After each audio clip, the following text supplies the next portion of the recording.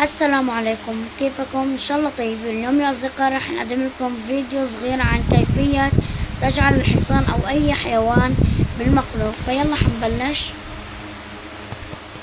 طبعا اليوم يا اصدقاء راح يكون كتير الفيديو قصير، بس ما بيأثر، فبننزلكم احنا بعدين فيديوهات.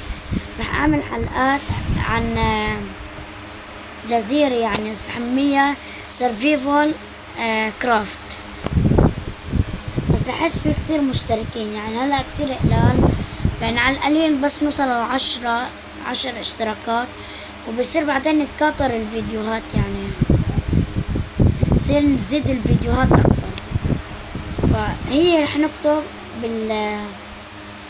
النيم تاج، لازم يكون اذا كنت بسرفيفل النيم تاج والانفيل، فبنكتب بالنيم، بنكتب بالانفيل بتاعت النيم تاج، نكتب لازم يكون دي كابيتال لتر، دينار بوم.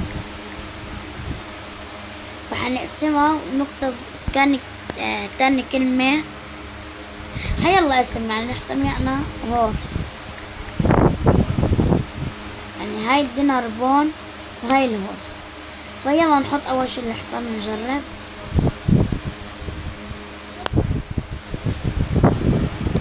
فرح نحط له الصدل والدرع.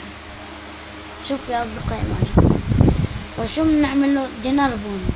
فشوفوا زي ما شايفين نحنا كيف راكبين عليه بالمقلوب.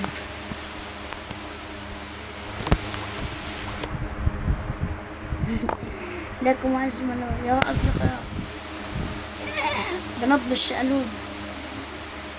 فحنجربها على حيوان تاني.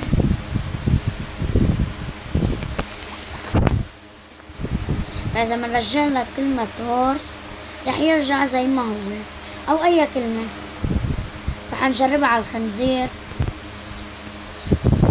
اقلب ايها الحيوان. اذا بنعمل له كلمة هورس او اي كلمة بيرجع زي ما هو.